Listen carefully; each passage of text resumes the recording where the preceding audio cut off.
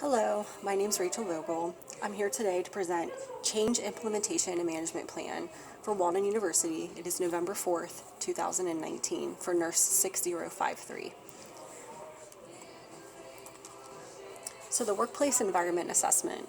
In the mid-20th century, Marshall and Broom explained that with management focus, divert it from the organization and actually progress towards the people within the organization. In fact, in the early 1970s, Latham, Hogan, and Ringel reported that the incorporation of mentoring was built and advocated because it allowed new employees to become introduced to unit-based culture and value systems, as well as generational issues. A mentor within a hospital organization can be well defined as an employee who works directly with a mentee in an evolving learning type of relationship. Learning goals are established and are focused on fostering professional growth within a proper mentoring program. So the executive summary of issue. The completion of the Clark Healthy Workplace initiated the demand for a comprehensive mentoring program for all employees. New hire nurses within the emergency department have endorsed concern for consistency within the workplace when it comes to the nurse-to-nurse mentoring. Mentoring within the emergency department can enhance nursing competency as well as institute a collaborative workforce environment. Therefore, it can increase results of positive outcomes. And according to the management within the emergency department at the University of Cincinnati Medical Center in Cincinnati, the ED has had a recent shortfall in mentors, causing new hires to be pushed out of orientation more quickly. Schroyers, Zellers, and Abrams validated that mentorship programs facilitate retention and the ease of the transition into the practice for not only new graduate nurses, but also to re-entry nurses and new hires. So, what is the proposed change? Did you know that healthcare organizations are experiencing higher than ever turnover rates with an actual estimated cost of $80,000 per year per nurse?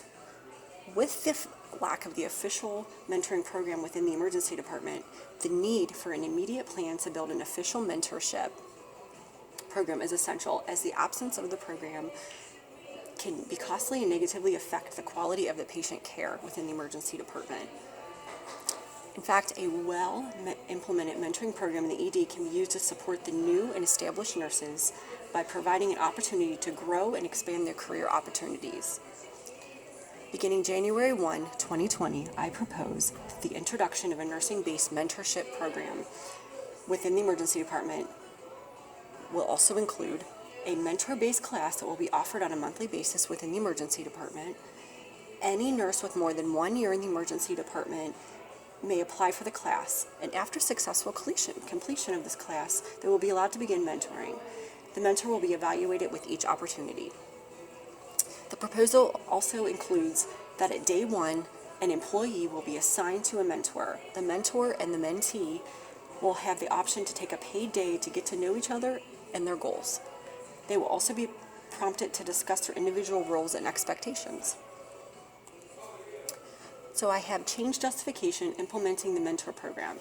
This program is being developed to identify nurses within the ED that would assume a role as a mentor and to also possibly become a formal leader within the unit.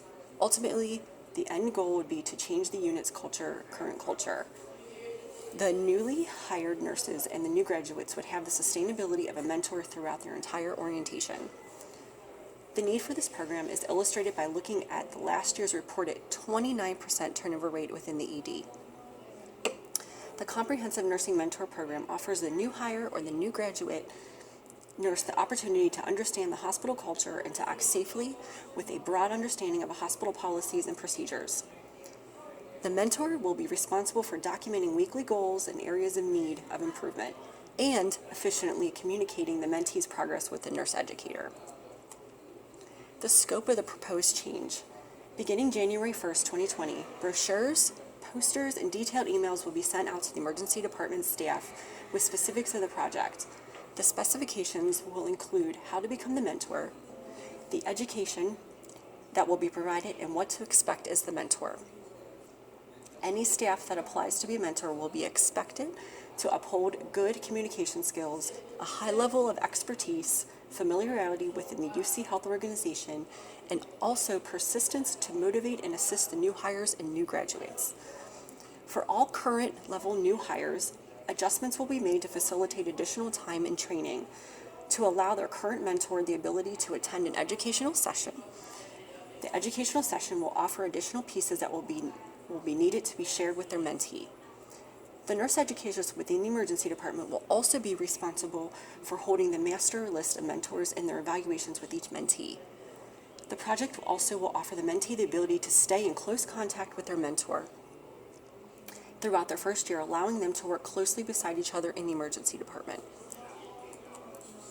The stakeholders involved are new graduates, new hires, ED nurses, charge nurses, clinical managers, nurse educators, director of nursing, chief nursing officers, physicians, chief financial officers, and the CEO of UC Health. The change management team. The change management team will oversee the execution of the project. They will also assist in the staff recruitment to the mentoring program and will provide guidance to the whole team. The team will also consist of 2 senior nurses within 10 years of nursing experience in the ED. The nurse educator is the commander to this change, and he or she will be responsible for the assignment of the mentor to the mentee. The 2 senior nurses will have the direct role to review the mentor applications and to communicate with the nurse educator their expectation to the chosen mentor. They will also have the capability to disregard applicants who do not meet or exceed the proposed project specialities. Communication planning and risk mitigation. The change will locally be discussed within the emergency department next staff meeting, and the meeting will offer highlights of the new processes. With any new projects that are implemented within a hospital organization, it is definitely necessary to have a backup plan if the proposed plan fails to meet or exceed leadership or staff expectations. Additionally, this plan would be declined by the senior leadership, then the offer would be to provide education to the mentors. This will also include web-based training that the staff could do at home during downtimes. A crucial risk is that the staff may be resistant to the change and there will be decreased applicants. In this case, the project proposal would include a monetary amount on the hour for the mentor. In conclusion, the emergency department would see effective positive outcomes for not only the nurses but also for the patients, with a final goal to increase staff retention and to the consideration of the senior leadership to continue the comprehensive mentoring program. This concludes my presentation. Thank you.